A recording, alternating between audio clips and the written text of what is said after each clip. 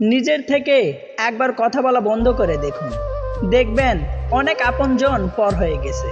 এত রাগ, এত অভিমান, এত ইগো দিয়ে কী হবে? নিঃশ্বাস থেমে গেলে সব শেষ। জীবনে তাকে কখনো সঙ্গী করো না যে তোমার গুণ ভুলে গিয়ে দোষ মনে রাখে।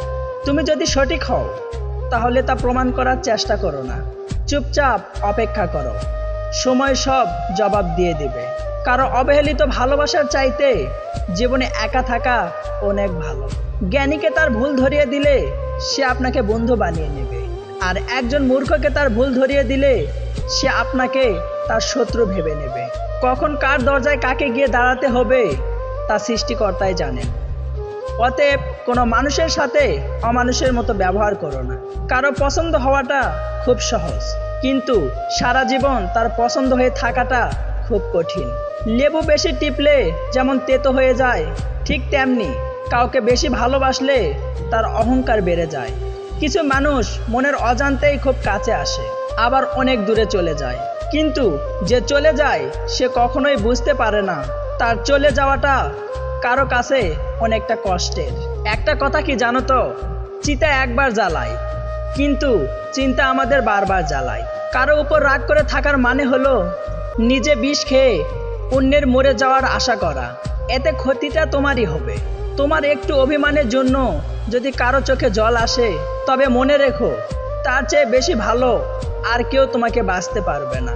বেঈমান কখনো অপরিচিত মানুষগুলো হয় না, খুব কাছের মানুষগুলোই বেঈমান হয়। যদি ভালো পেন্সিল হতে না পারো কারো সুখের গল্প লেখার জন্য, তাহলে ভালো রবার হও, যেন কারো দুঃখ মুছে দিতে পারো। মানসিক শান্তি তখনই আসবে যখন আপনি মানুষের চিন্তা বাদ দিয়ে নিজের জন্য বাঁচতে শুরু করবেন। মিথ্যে কথা বলে চালাক হওয়া যায়, তবে কখনোই মিথ্যে দিয়ে বড় মানুষ হওয়া যায় না। বড় মানুষ হতে গেলে সত্যের পথে থাকতে হয়।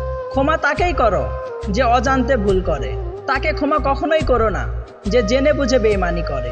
বিষ পেটে গেলে জীবন শেষ, আর কানে গেলে সম্পর্ক শেষ। চাইলেই নিজের ইচ্ছে মতো সমস্ত কিছু পাল্টে ফেলা যায় না।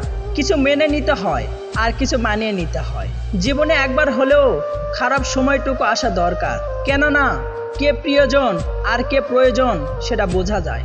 হারিয়ে না গেলে কেউ শূন্যতা বোঝে না, তাই জীবনে হারিয়ে যাওয়াটা প্রয়োজন।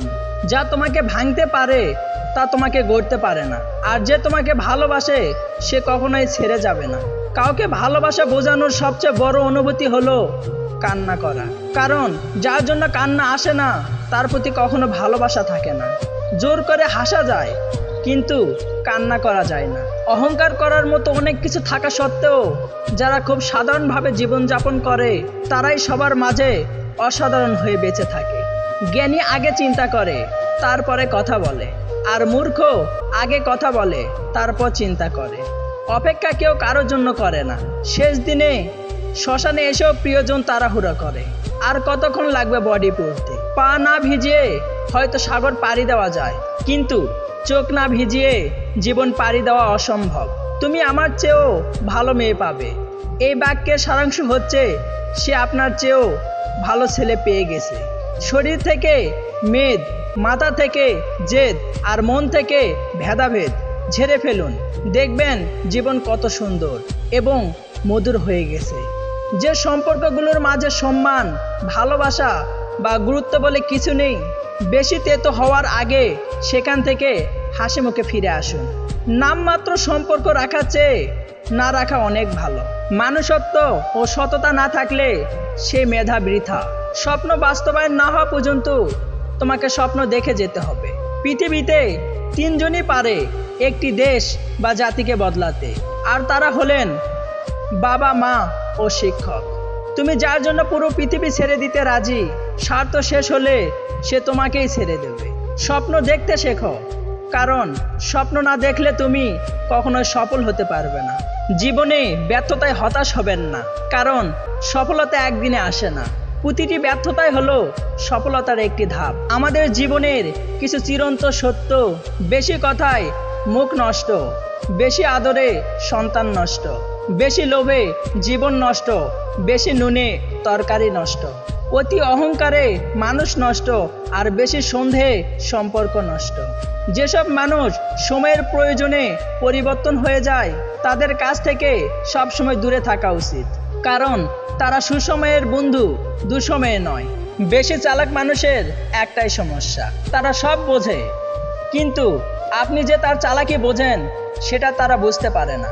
যদি ভিডিওটি ভালো লাগে তাহলে পাশে থাকবেন, আর হ্যাঁ, নিজের খেয়াল অবশ্যই রাখবেন, কারণ এই স্বার্থপর পৃথিবীতে তোমার খেয়াল কেউ রাখবে না।